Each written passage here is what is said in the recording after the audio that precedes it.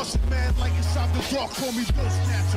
Just the brother for the rapture. I hang glide, holding on strong, hard to capture. Extravagant, resurrect the track and it's militant. And I react like a garden and start killing. It's manifesting. The God's work like appliances, dealing in my sleep like a lot. Yo, what's going on, everybody? It's your boy Naruto Explained here, bringing you guys another Boruto Naruto Next Generations discussion. And today I wanted to talk to you guys about something that I've seen pop up quite a bit in the comment section since the release of Boruto Chapter 71, which is the way that Code is focusing in on Kawaki right now. Really seems to be a parallel for Momoshiki's prophecy to Boruto. From the moment we were told that Momoshiki had warned Boruto that those blue eyes would take everything away from him, we as a fandom have been holding our collective breaths to see just what this unspeakable calamity that Momoshiki had foreseen would actually be. In the chapter where Momoshiki brought Boruto back from death, we were told that the moment Momoshiki had spoken about had finally been about to happen because Momoshiki had told us that it would be soon. However, since then, the major moment that we've gotten is Code got his limiters removed, he got smacked around by Damon, and then he proceeded to swear to kill Kawaki. I don't think that any of this is done by mistake, and it might actually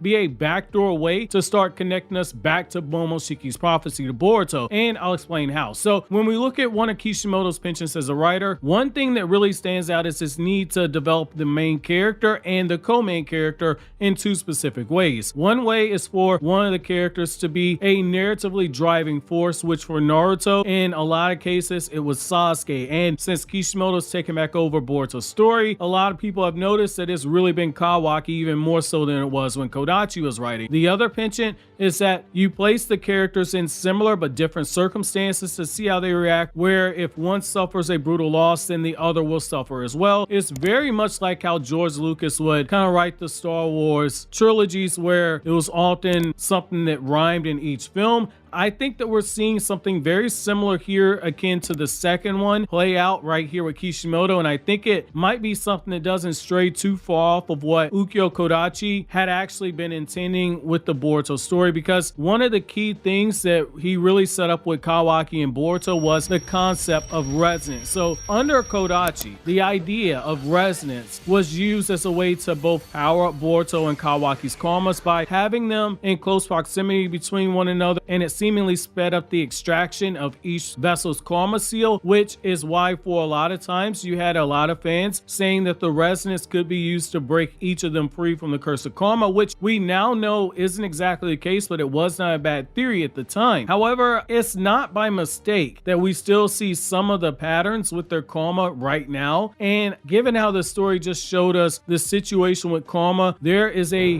huge argument that can be made. We are about to see Code be the binding agent between the two types of karma. And when you really think about the resonance theory that a lot of fans had in the past, the idea that Kawaki's karma was woken up in the presence of Momoshiki and Kawaki killing Boruto, essentially forcing Momoshiki to free Boruto from the destiny of the karma seal being used as a way to resurrect Momoshiki in a way that actually frees him of the karma as well. So again, that was not a bad theory. It was very close to what happened. Now, allow me to explain the other part. So Boruto right now is the one out of the three people who have karma who still has a soul of an Otsutsuki inside of him. His body is 100% Otsutsuki. Momoshiki saved his life so as to keep his soul attached to Boruto, but at the cost that he could only hijack Boruto's consciousness under certain circumstances, but never be able to resurrect inside of Boruto's body. Kawaki is on the opposite end of the spectrum. He has the power of karma and all of its benefits, including the true essence of karma, but he has no soul attached to his karma, and there's no Otsutsuki who can hijack his consciousness. Kawaki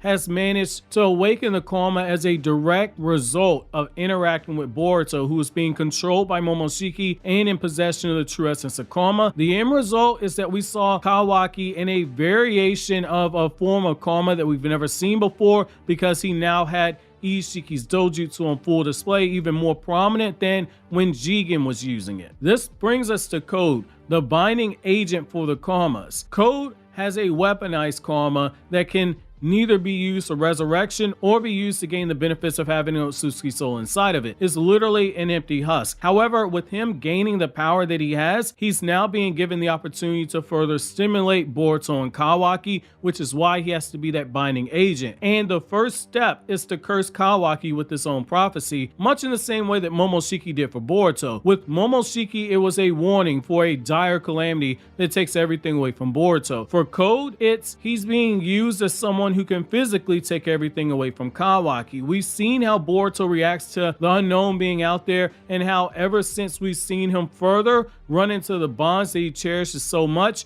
never knowing if one moment might be his last with someone. How will Kawaki react? My guess is that he's likely going to become more violent, given the penchant that Kishimoto has for yin and yang, which means that Kawaki might be more prone to violence, whereas Boruto is more the peaceful one who still goes to violence, but he does so at a much slower pace. It is a last option for him. Let's look at what we have here. Code has this inferiority complex towards Kawaki, and it's only gotten worse, whereas we've seen Code has a little bit of adoration for Boruto because Boruto is 100% Otsutsuki. Kawaki became the perfect vessel that Ishiki desired, not Code. Kawaki became the person that Ada wanted to give her heart to, and it's only because of the benefit that Kawaki got from being Ishiki's vessel. It wasn't Code in that situation, and because Code has no beef with Boruto, that makes him adore Boruto all the more, which is why he's focusing more so on Kawaki right now, though, in order to gain a chakra fruit going after Boruto. If it has to happen, it has to happen. Code has now said he will take everything away from Kawaki, and now all that's left for him is to make that threat to Kawaki and push him into the abyss of anger and see how Kawaki swims in that sea of anger and the fear of losing it all. In the past, one of the things that we've seen is that we've had Boruto face down that issue and we've seen his reaction. Now it's Kawaki's turn. It feels like these two brothers have a destiny that's tied together, very similar to how Naruto and Sasuke had destinies that were tied together as well. The latter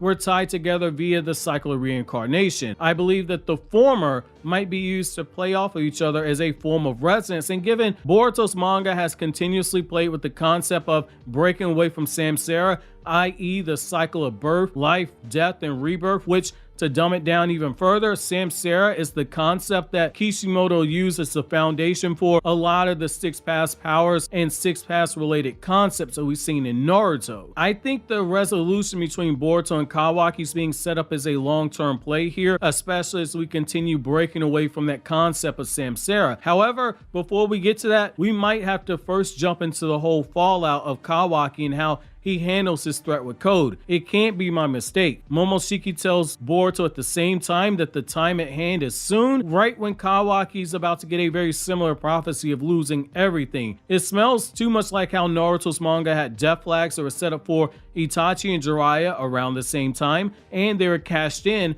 around the same time many years later, which were referenced when both of these characters finally died. During the manga's initial run, the deaths occurred within weeks of each other. It feels like whatever is about to happen to Kawaki is going to both have a short-term effect for Boruto and a long-term effect as well. One where we won't see the true payoff to the destiny, the shared destiny of both of these brothers until later on. Potentially, maybe not even till the time skip, though. That's my thoughts on it. I don't know how you guys feel about the whole idea of resonance still being carried out, but in a yin and yang fashion, but I'd love to know you guys' thoughts on it. While you think about that, consider watching these other videos you see on the screen right now.